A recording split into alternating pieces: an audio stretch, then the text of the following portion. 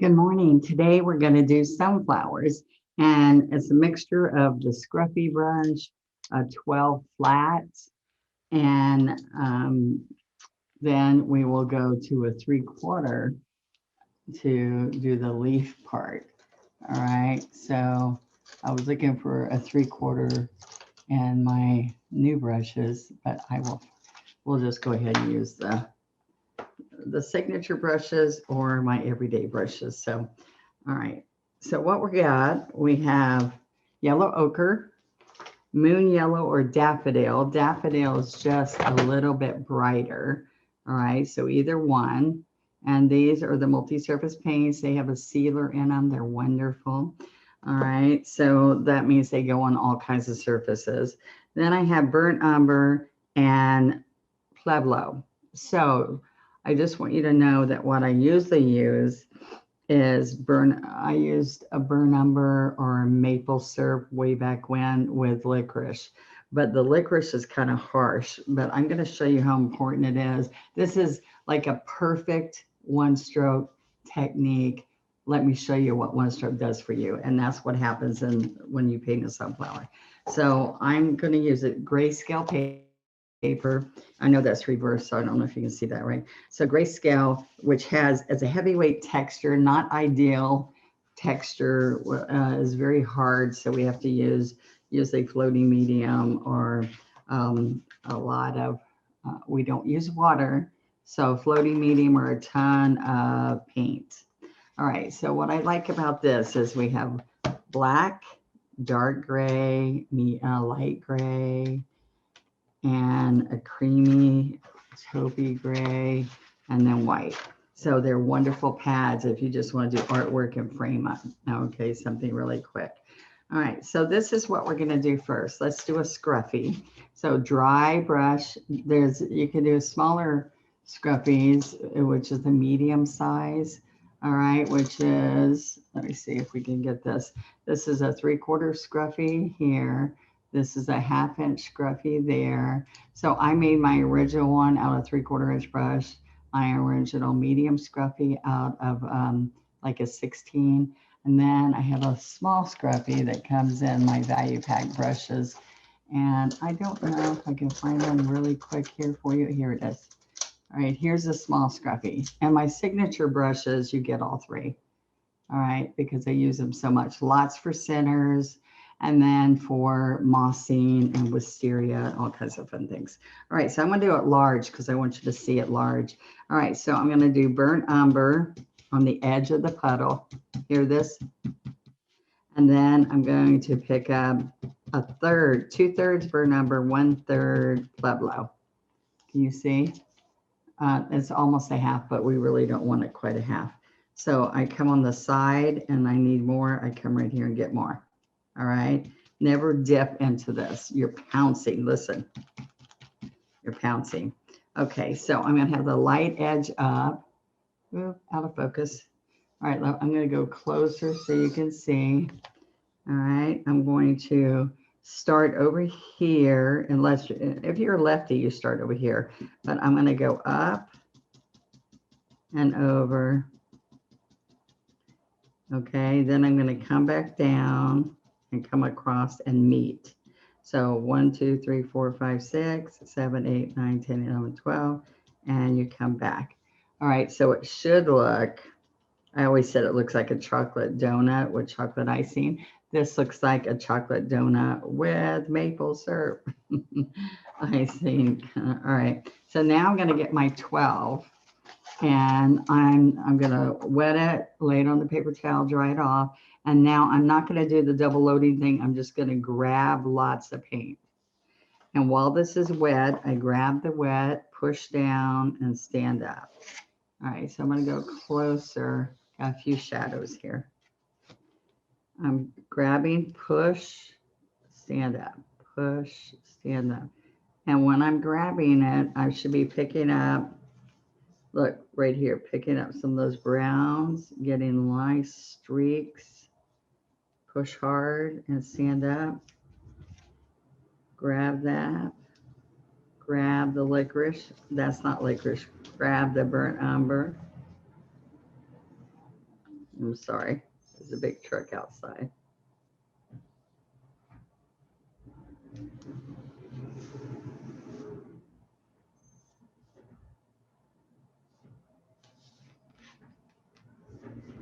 All right, all the way around. Now, because I'm on paper, you'll see that I'm pushing hard, grabbing the wet. And this is the thing, what happens is most of you might not go as fast as I am. So as I'm stroking here, if it's wet, the wet dries up. All right, then I can tap more and see, come right back in here and pull some more streaks. Because I really see how I pulled the brown. So one stroke painting means you blend, shade, and highlight in each stroke. This is your 12 with your 3/4 scruffy. All right. And so see, that's the shading. It already happens for you. See that? Now with traditional painting, they stroke this a light yellow, then they float some yellow ochre, and then they come back with a liner and make these streaks. And the reason I said this is perfect one stroke technique is because we pull wet paint in, we do blend, shading, and highlighting in each stroke. Look at this, I'm gonna grab, so that's not wet enough. So I'm gonna come right around. You repounce at the end, so I'm repouncing some of this right now to give you these little speckles along here, because usually they come back, the other painters, and they put little dots. But what we're doing is we're coming around and we're doing it in one stroke. See how that happens? In one stroke. Now you can also come in here after you get more proficient with this and just come in with a couple of little light petals that come in here. Isn't that kind of fun? All right. Or like I said, you can do some right here in the middle and add some different layers, but these front layers would be shorter. All right. But all we do is go around one time. This is just if you want to get fancy. All right. Isn't that kind of fun? All right. So practice is pouncing that center around. Then I can take and ever so lightly, watch this, ever so lightly touching the yellow ochre, and I can put a little highlight into a C, reverse C up there. See that? Just a highlight.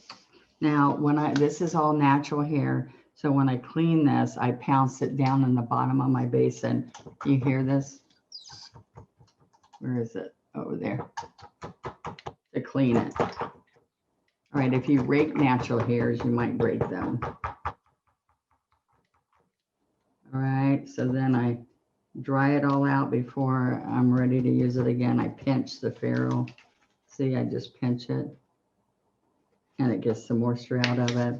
And when I first use these, you have to fluff it before you use it.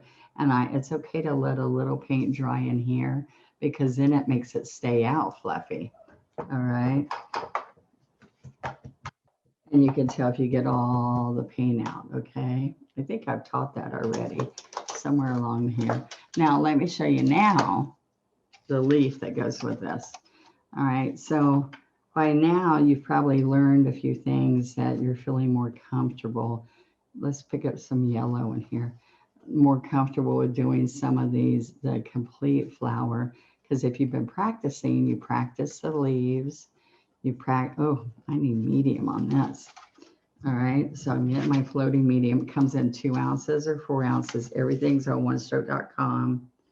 All your tools, all your brushes, paint, and how-to packets, and all kinds of sealers, all kinds of things that you might use that I'm teaching you on these practice strokes.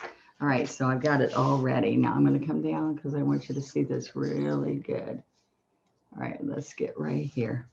All right, so I'm going to take the stem, and the stem comes from that center. Oops, I put my finger across my petal. From right there, it looks like it's facing that way. So we're going to come straight out and make a stem right here. Now, see, when I pulled it the first way, I was leading with the light, so that whatever follows is the predominant color. So that dark green, sap green was following. This is citrus green and a little bit of the moon yellow. All right, so if I turn it around, lead with the sap, then citrus, the lighter color, because we're on a dark surface. All right, so let me show you how to make a great leaf here. So there's the stem, and I'm going to kind of make like a kite. See that? And so what's going to happen here, let me show you. I'm going to start on this line. I'm going to come out and go across that line and go back to the center. Back to the center. And this is like an upside down Christmas tree. So if you watch it this way, watch.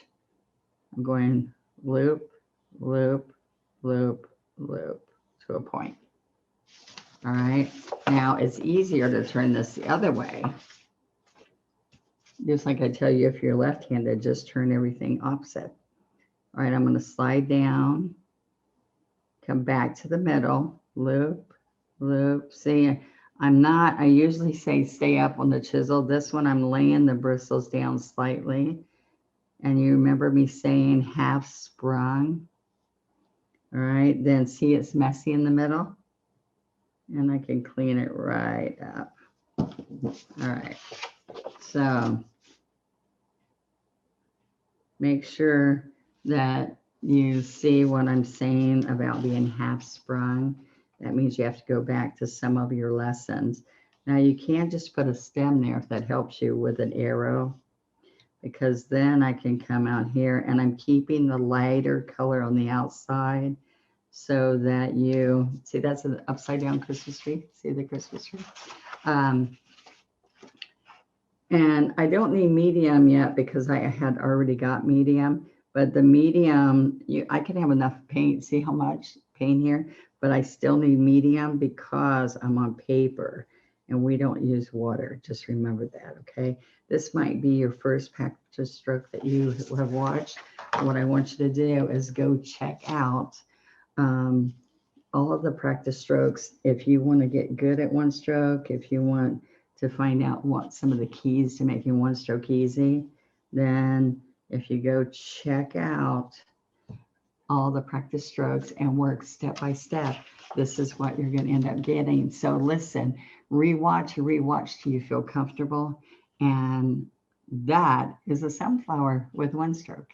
Thank you.